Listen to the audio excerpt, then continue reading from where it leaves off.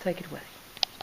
So I'm going to be talking about the principles of voice production and how you can apply that to diction techniques, particularly when you're performing.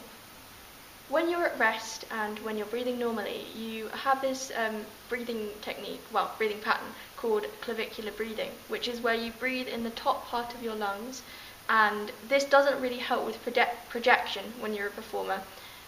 It doesn't fill up your entire lung, so something that performers have developed is a technique called intercostal diaphragmatic breathing. What you do with this is you inhale, and as you inhale, your diaphragm moves downwards, your ribs expand and your chest heightens, which means the air rushes into your body and rushes into your lungs.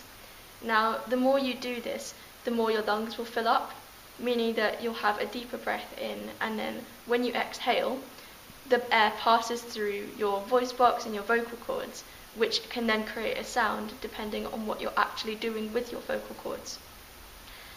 So your vocal cords create different sounds depending on what they're doing. When they're tightened, so when they're quite taut, you create a higher pitched sound, whereas when they're loosened, you create a lower pitched sound, and this can really help when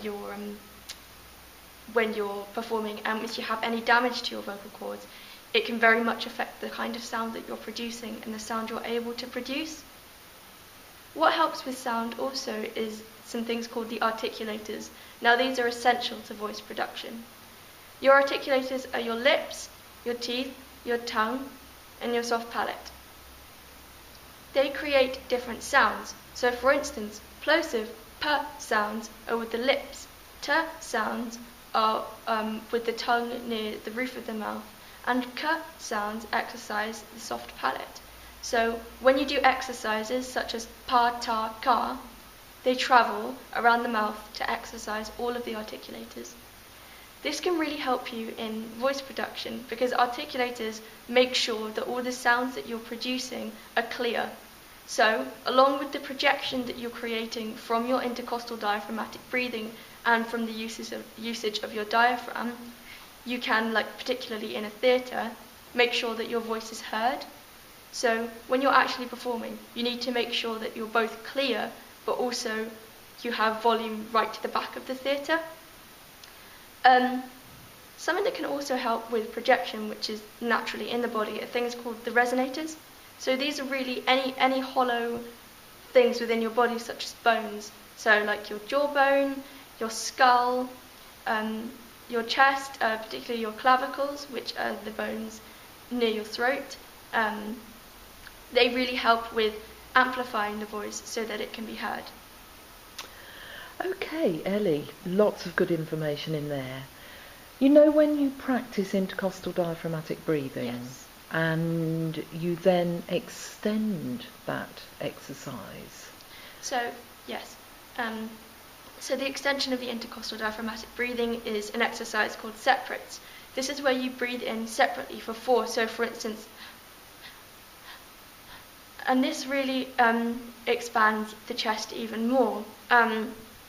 But the essential part of this exercise is when you breathe out for 8 separates.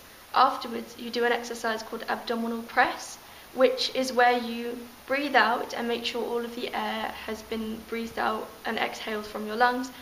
But you also bring your diaphragm inwards and upwards, and you're really pushing pulling your core up and in. This means that all of the air has been exhaled, so when you breathe in the next time, you get a deeper breath, and this encourages the lungs to fill up even more. Okay, good explanation. Well, I think you've made that very clear, the association between voice production and vocal technique. Is there anything else that you feel you could add to that? I think it's just the emphasis on voice production being essential for performance.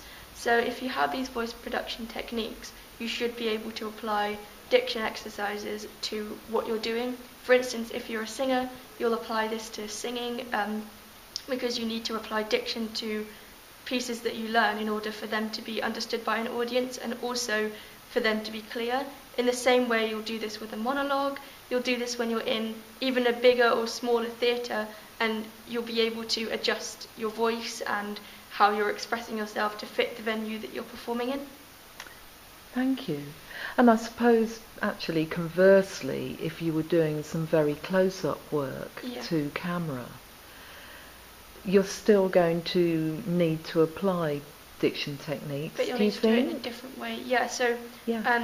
when you're working to camera, or for instance when you're working in radio, where you have to be obviously very, very close to the camera, you can't actually shout, you can't project too much, because that'll have an adverse effect on the mic. So when you're working in the professional industries, you have to really adapt what you're doing to where you're working. So you'll have a different way of speaking and of using your voice.